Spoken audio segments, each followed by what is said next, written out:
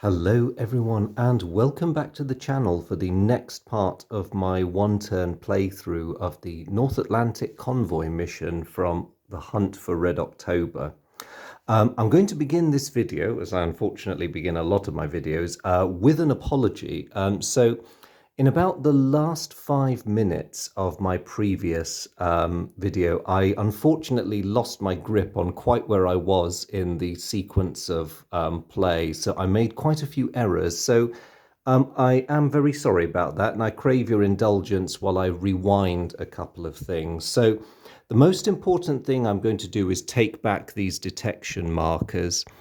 And the reason I'm going to do that is because I made one very critical error that cascaded into a number of others. So when the Soviet submarine that was going in to intercept the convoy, the Alpha, moved in and was detected by the SOSUS network, the SOSUS network and its Soviet equivalents in this game act pretty much like think of them as an unarmed submarine. So effectively, in addition to the task force being there, it's as if NATO has a submarine there. Now, in terms of the rules, what that means is that the NATO task force could have treated that as an interception of the Soviet move and fought a battle there immediately. So effectively, what's happened is the Soviet submarine has gone in. NATO played its detection marker and detected the submarine. Now, what should have then happened is the Soviet sub could have had the opportunity to play a detection marker of its own. Let's say that they did, playing their last detection marker, and see whether they detect the convoy, because that's what they're hoping to spot. So they make their roll. Their detection value is 4.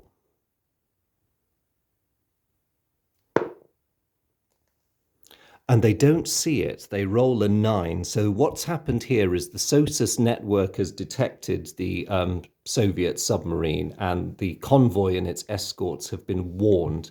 But the Alpha is blissfully unaware of what's happened. So what the Soviet thinks is going to happen is that on the combat phase of his turn, hopefully he would have played a detection marker. Once he realized that he was being intercepted, he tried a detection and it didn't work. Now, this gives the convoy a huge advantage because they can either let him pass, knowing that he's expended his marker, or they can choose to attack him and try to sink him. Now, there's a lot of advantages in trying to sink him because they can see him and he cannot see them. So I'm going to use that interruption there, and NATO is actually going to attack that Soviet submarine.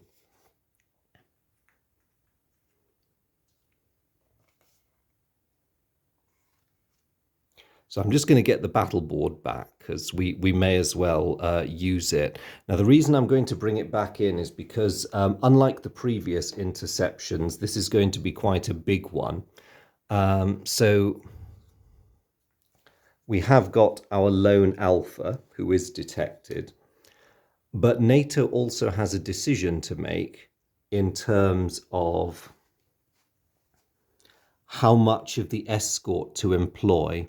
Now, another thing I slightly misspoke about in the previous video is when I said that vessels in the anti-aircraft screen can't do ASW fighting and vice versa. Now, that's not strictly true. What I should have said, ships in the ASW screen cannot participate in detecting submarines if they're not part of the anti-sub warfare screen.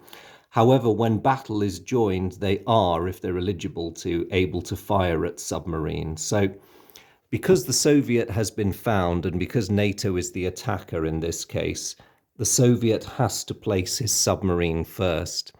Now, as we've seen previously, there's no point him putting it in the attack first section. But in this case, he'd almost be better. He can't really see anything. So putting it in attack second is no help either. His only chance is to hope that he survives 2 rounds of battle and is still intact during the reaction round, where he may have a chance of striking at one of the escorts that's going after him. Now, as the NATO player, I would be within my rights to pile every single ship I have on him, but I'm also mindful that that would make all of the escorts eligible as targets, and I don't think the odds are that long against us sinking him. So to be sure of the kill, I am only going to commit the 6 anti-sub warfare ships to the combat anyway. And because I know exactly where he is in the running order, I am going to place these ships in the ASW bit in attack second. If there's room. So I'll just put the task force card down.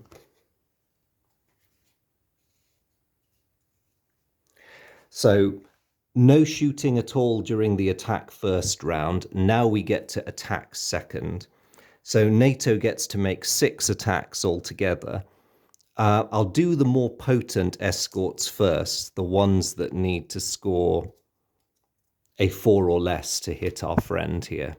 Now, they are undetected by the submarine, but they don't get to roll the white dice because they're not submarines themselves. The kind of weaponry they mount, the submarine is better able to counter those, even if it's caught a bit by surprise. So I'll do the first 4 ships, and I need 4 or less. One of them scored a 1.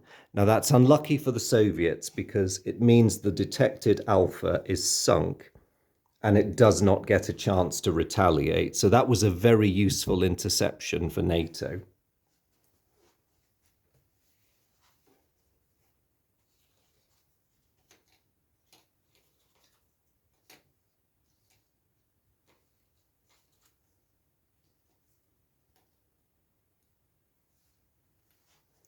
It also means it's deprived the Soviets of their last detection marker for this turn, which is problematic for them in terms of getting any more ships in to hunt the convoy. Now, NATO still has 1 left. When I moved the aircraft out here to support the submarines, that was a legal move, but it was also arguably a tactical error. My reason for saying that is that while it's nice to have the aircraft with the submarines, I only have 1 detection marker left for NATO. So there's literally not enough markers to order enough searches. The other problem is, relative to who has better detection equipment, the best bet for hunting down some of these Soviet subs lies with the Los Angeles class anyway. So in a sense, the aircraft is rather superfluous. But having moved it out there, I'm going to keep it there.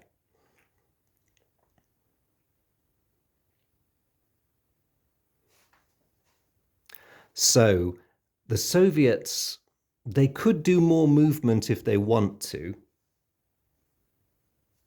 But looking at the board and looking at the distance to Le Havre, they know that that convoy is going to have to start ploughing through their submarine line fairly soon.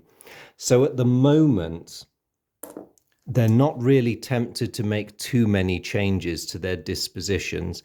In fact, if we look at the distances involved, bearing in mind this is turn 1, so the next turns, in order to get to Le Havre, the convoy will have to move through those, then through those,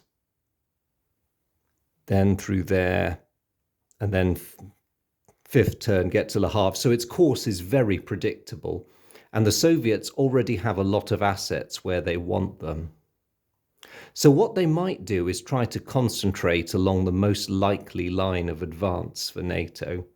So their next move, having had that unfortunate experience with their Alpha going into shallow water, they've now learned from this. So they're going to move that November class in with the 2 Victors. Now, an interesting question for NATO, now that they've done that, is do they want to play their last detection marker and see if they can cause any problems. It is quite risky because there's rather a lot of Soviet submarines there. But NATO might just do it to see. Actually, no, they won't, because the November is a bit of a it's not a high value target, so they might as well leave that one.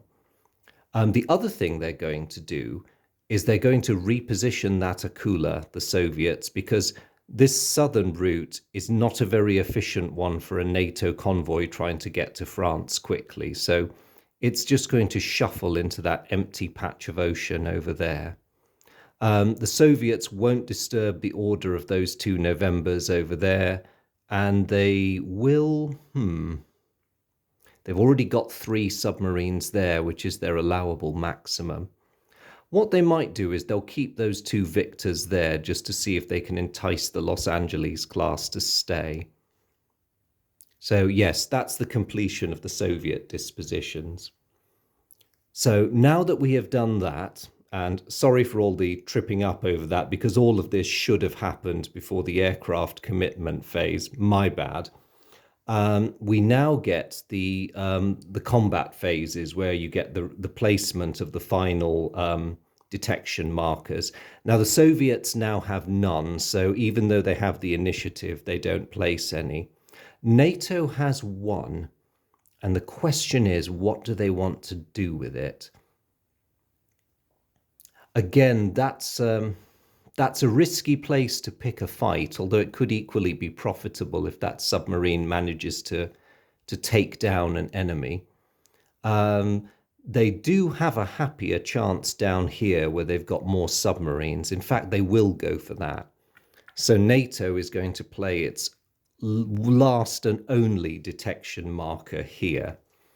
So the Soviets, well, they've had to pass because they've got no detection markers, and that's NATO's only one. So we go straight to the detection phase. Despite the presence of the aircraft, I will leave it to one of the submarines to try and detect its opposite number. So it's a -1 for trying to detect the Soviet sub, so the Los Angeles needs a 5 or less, which it does not get. So that's a failed detection, which means that no combat happens because nobody can see each other. So that is pretty much the end of the turn. Now, the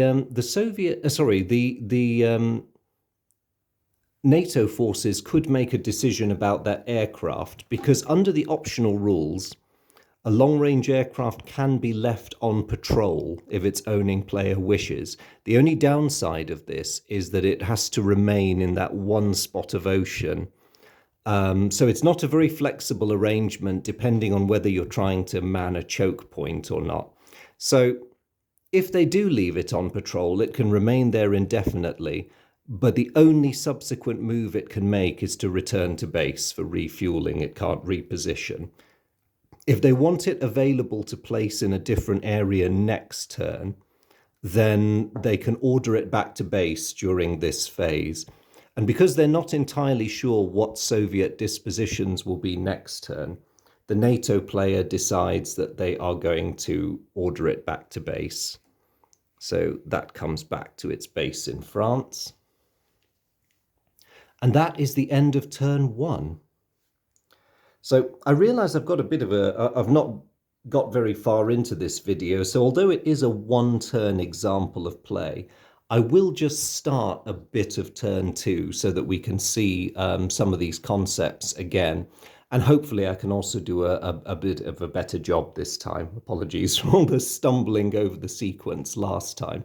So as it's the beginning of turn 2, we get the initiative again. So both NATO and the Soviet Union get to replenish their detection markers, 2 each.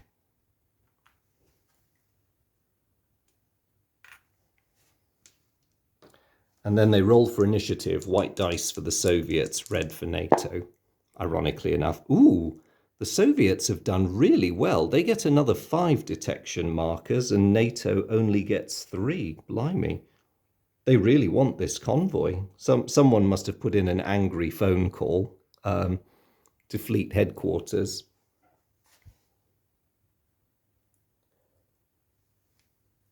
So that means for the second turn in a row, the Soviets have the initiative. And what they are going to do again, because they really want to see where all this is going, they are going to make the NATO they're going to compel NATO to move first. So, tough decision on where to move that. I'm just going to do a quick bit of maths. 1, 2, 3, 4. Okay, NATO can still make it if they try and divert round the edge of that massive pack of Soviet submarines. And they're also going to bring one of their subs into close proximity with the task force, because they need to create that sort of speed bump ability. Oh, whoops, sorry, he was meant to be with them. They need to create that speed bump against incoming submarines. So just a reminder, submarines can operate with a task force. They just can't be an intrinsic part of that task force. And the other thing they're going to do is maybe beef it up with another submarine. Now, the trouble here is that the NATO, they can make it. So that one's going to go 1, 2, 3, join the force there. So that space is now full, with task forces counting as one unit and each independent vessel or submarine counting as another unit. And the last thing they're going to do is cause more mischief where they can. So that lone Los Angeles is going to try and pick an even fight with the Akula in here. Now, it depends on whether the Russians bite or not. If the Russians decide they're going to take him up on it, then great. This time, prudence, the Russians have decided they are going to just ignore him because they've got better things to focus on. And there's no point getting their Akula sunk. The Soviet Union is not interested in sponsoring a fair fight. Had it been a hex with or a space rather, with more Soviet submarines, then there would have been an advantage to them accepting the challenge. So that is the US turn done. Now, what they are going to do is, what the Soviets are going to do now that it's their move, is they are going to begin the process of wearing this convoy down. So they are first going to hit it with this group of 3 submarines. So that's maximum stacking in there. Now, NATO, of course, is going to react and try and intercept. The Russians, with their enormous preponderance of detection markers, are going to gleefully give each of their sub one of these. So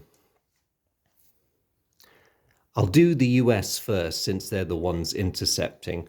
The first Los Angeles is going to attempt to detect, actually, ordinarily they wouldn't know because the submarines would be on their fog of war side. So if I get a successful detection, I'll roll to see which of the subs is detected. So Los Angeles 1 needs a 5 or less, and they get it. Let's call it 1, 2, 3, 4, 5, 6. Sorry, I'm bolting a whole new system onto the game, which is not in the rules, but I need some way of randomizing it. I suppose I could have drawn them out of a mug or something, but never mind, I'm committed. So that's a 2. So that means they have detected one of the victors.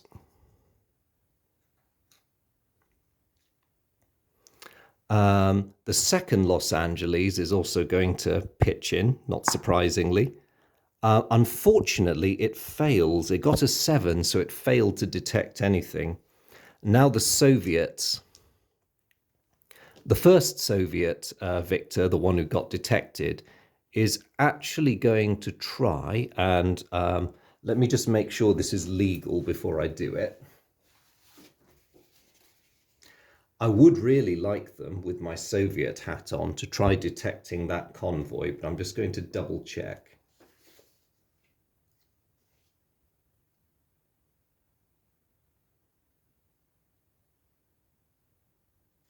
Yes, he can attempt to do it. So the first Soviet submarine will try to detect the convoy. He needs a 5 or less.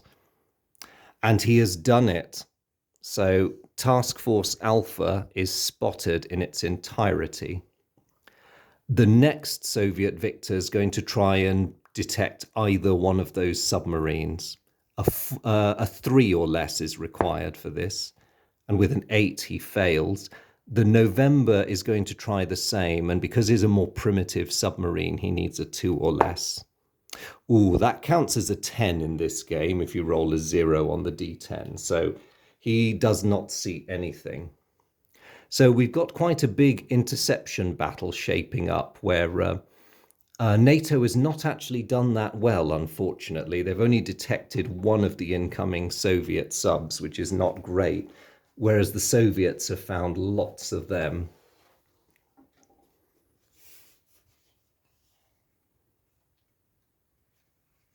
So the US played the markers first because they were intercepting, so they are the attacker, which means the Soviet defender has a mixed force.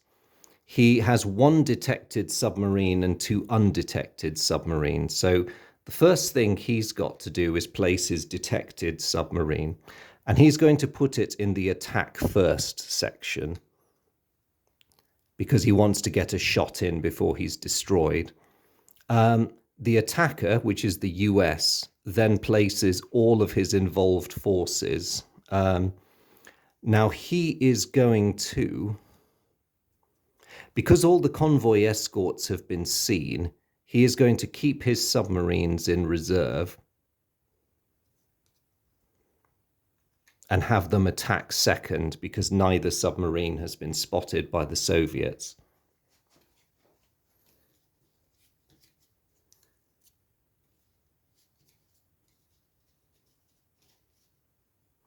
And he doesn't have much choice about his other deployments because the Soviets have sighted the entire convoy. So there's the convoy in the center.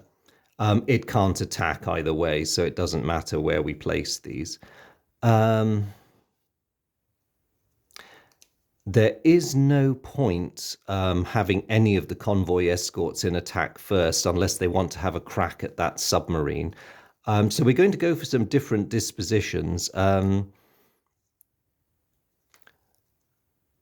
The US can't do final reaction because they are the attacker. Sorry, I should turn these upside down to show they've been detected.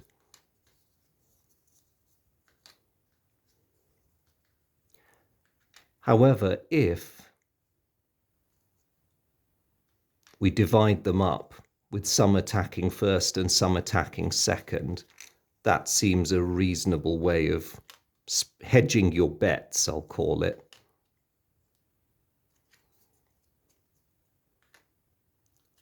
So that is how the US force is going to behave.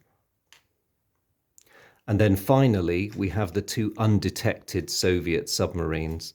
Now, not surprisingly, these guys are going to opt for attacking second. Another important thing to bear in mind, again, is that when you're fighting a task force, you can't target units in the task force center if you attack first. Only units attacking second have that privilege. So let's do some shooting. So the US is in the attacking role, and they've only got some surface ships in their attack first box. So they are going to all focus on the victor, which is the only thing they can see. So I will start with the Knox class frigates. 2 of them need a 4 or less. One of them got a 2, so that would be enough to destroy the victor. Now the victor's own target, it can't attack the center because it's attacking first, and it can't see either US submarine.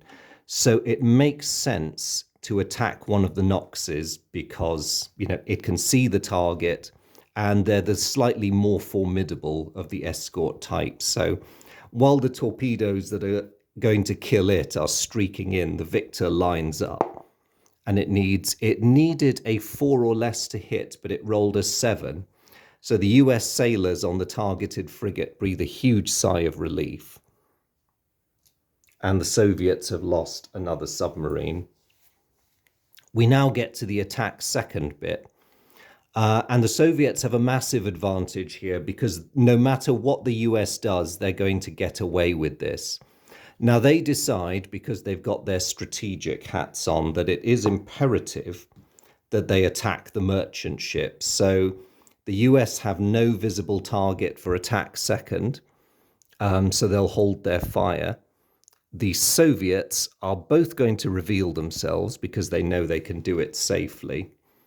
And they are going to let loose at the merchant ships. So now it's a rather devastating attack for two reasons. White attack numbers mean you roll 2 dice against a surface ship. And also because they're submarines, previously undetected submarines making a surprise attack, they score, they get to roll white dice anyway. So I'm going to do the Victor first. It needs 4 or less on 2 white dice.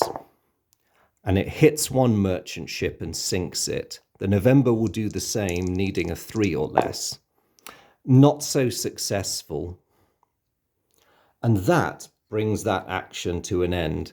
So luckily for NATO, after all of that exchanging, the Soviets didn't really do all that well out of this attack, not as well as they should have done. So one merchant ship has been lost, but the Soviets have expended a precious Victor-class submarine, achieving that victory. So the convoy will trundle on, and their offensive capacity is slightly weakened.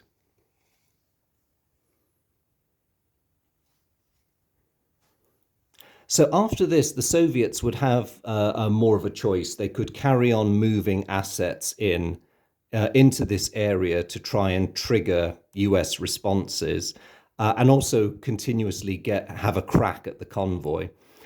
Because the more you pile on, the more pressure you put on the defense, and eventually the more you'll be able to get in there. And of course, the Soviets have more detection markers than the US, so their ability to wear them down in this instance is marked. The only question for the Soviets is what level of casualties they would be willing to accept. One thing that they can bear in mind is that they have time on their side. If the 5 turns pass and the convoy has not reached Le Havre, then this scenario stipulates that it's a Soviet victory in any case, because they've effectively blocked these much needed reinforcements before they can arrive. So, yeah, and the other bottleneck, I only say this because I haven't put the submarines back onto that part of the map yet. Because there's already 2 Soviet submarines in that sea hex, they'd only be able to move another one in. So they have that slight issue as well. It may actually be worth their while just forming a new ambush line further on and letting the convoy move on to that. So they have many options. They also need to bear in mind the possibility of NATO aircraft intervening. But again, that's going to be limited by the number of detection counters that NATO has available. So I'm going to break off there because we're pretty much in a repetition of where we were the previous turn. But I hope that that's given you a slightly clearer sense of how the game operates. You've certainly had what a complete turn looks like, and we've had, with that interception, a much more comprehensive example of how a big interception would play out, as opposed to one that happens in a sort of move into contact and then combat situation. So there's multiple stages in every turn where combat can occur. So I hope that's given you overall a sense of how this game works, and in strategic terms, how great it is for giving you lots of different options. When someone like me isn't messing them up, the combat rules are also pretty straightforward. The color coding of the attack ratings and the very clever system of attack and defense. It's not overtaxing, he says, haha, but it does produce quick and I think fairly realistic results. So, hope you've enjoyed that. I certainly have had fun doing this run through. And I'll look forward to seeing you guys in the next video where I'll share some final thoughts and a wrap up about what I think of this game, its pros and its cons, and really a lot of it will be why I like it so much. But for those of you who have played this before and who remember it from back in the day, I hope it's been a fun walk down memory lane and that it encourages you to get your own copies out and have a play with them. I certainly will be keeping it on the table for a day or two because I'd like to revisit it more, in more depth, no pun intended. It has been a long time. But most importantly, everyone, thank you so much for your company and staying with me on this one. It's always a pleasure to see you guys, and thank you so much for the input too. And I look forward to seeing you all in the next video. Bye.